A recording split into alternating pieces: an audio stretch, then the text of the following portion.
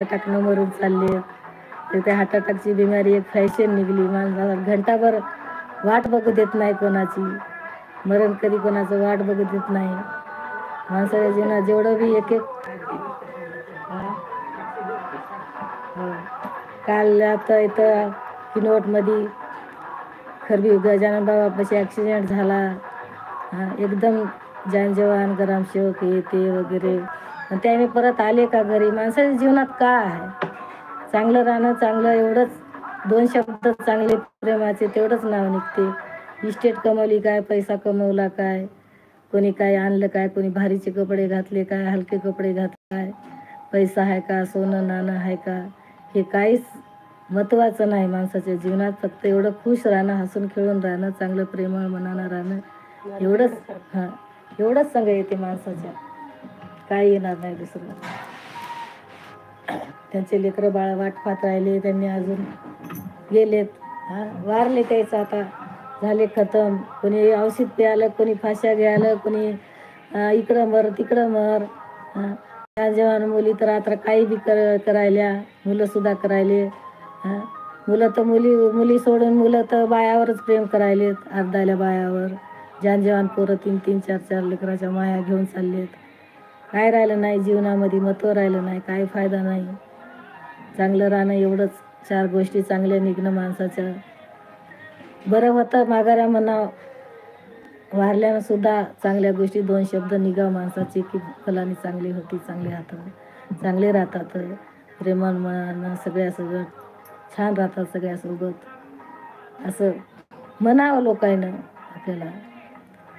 मी तर असं करत राहिले बाबा. मला तर आवडायला व्हिडिओ करणं. मी व्हिडिओ करते, टाकते आणि तुम्हाला पण खुश ठेवते. कोणी जयभीम ताई लिहिते, कोणी आई लिहिते, कोणी आई साहेब लिहिते. मला तर इतकं छान वाटते, लई छान वाटते मला. कमेंटमध्ये मुलं मला आई म्हणून बोलतात. मला किती छान वाटते, खूप आनंद होते. आनंदानं मन भरून जाते माझं. चला मग जेवण वगैरे झाले का तुमचे? माझं जेवण झालं. खुश रात्रा जीवनामध्ये सगळे पब्लिक, जे भीम आले, इतर समाज सगळेच, जे भीम आले, सलाम आले, सगळे खुश राहा. जीवनामध्ये अर्थ नाही एकूण-एकाचे भांडण करणं, एकमेकांशी खुमखुमी ठेवणं, कोणाची दुश्मनकी करणं, हे राहिलं नाही, चांगलं नाही. हे गोष्ट भगवान बुद्धाचा धम्म शांतीचा आहे, शांतताचा आहे, तलवारीचा नाही, विद्याचा आहे. भगवान बुद्धानं सांगलं की कोणी जर आपल्याला काही म्हणलं, जरी आपल्याला शिव्या घाळ जरी केल्या, तर भगवान बुद्धाचं म्हणणं आपण गपचूप राहावं.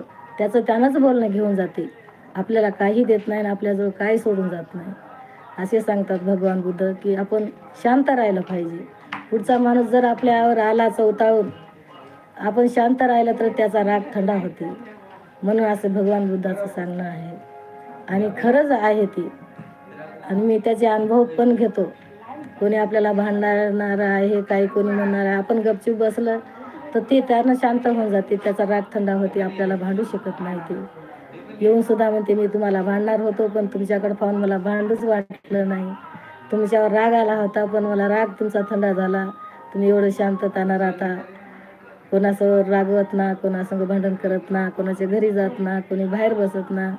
आता काय तरी करावं, बाहेर बसून तरी 4 बाया तर चुगल्या करणार. मग यानं हिनं अशी आहे ग, तिनं तशी आहे ग.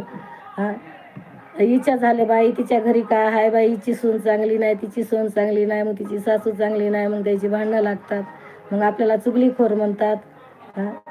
त्या बाईनं फलानी बाई ग बाई आली बसली आमच्याजवळ, चुगली केली, भांडण लावून गेली. सासू संग भांडण झाली, सुनासोबत भांडण झाली. कोणाच्या चुगल्या लावणं नको, बघ नको. मस्त आपलं शांत मनानं आपला व्हिडिओ करत राहायचं घरामध्ये. घराच्या बाहेर निघायचं नाही. कामच नाही तर कशाला बिनफालतू बसायचं कुठं जाऊन. काम झाले आता, कामधंदे खूप केले मी. काम असे खूप नाही ते सर्व कामं करून सोडले मी.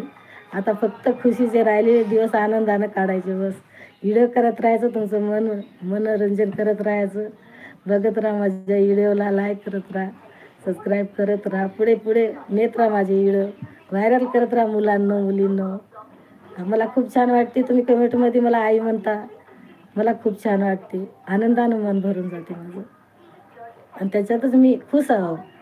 खूप खूप